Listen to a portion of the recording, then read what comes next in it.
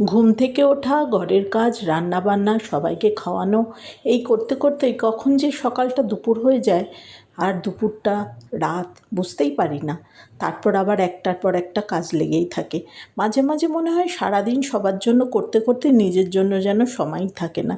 তাই আজ কাজগুলো একটু তাড়াতাড়ি শেষ করে ভাবলাম আজ একটু মি টাইম করি। একটু চুপচাপ বসে চা খেলাম, নিজের মতো করে একটু সময় কাটালাম। সত্যি বলতে নিজের জন্য এই অল্প সময়টুকুও কিন্তু খুব দরকার।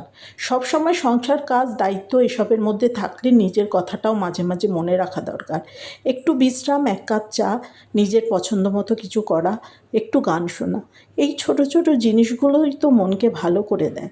তাই আজ কাজের ফাঁকে নিজের জন্য একটু সময় রাখলাম, কারণ অন্যদের ভালো রাখতে গেলে নিজেকেও মাঝে মাঝে একটু ভালো থাকতে হয়। তাছাড়া তো রান্না লেগেই রয়েছে, কখনো নিরামিষ, কখনো আমিষ, কখনো ডায়েটের রান্না, এইভাবেই তো দিন চলে যাচ্ছে। মধ্যিখানে মনে হলো রাতের দিকে, একটু আগে আমি একটু ছাদে গেছিলাম।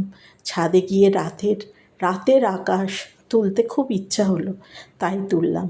শুভরাত্রি, সবাই ভালো থাকবেন, নিশ্চয়ই থাকবেন।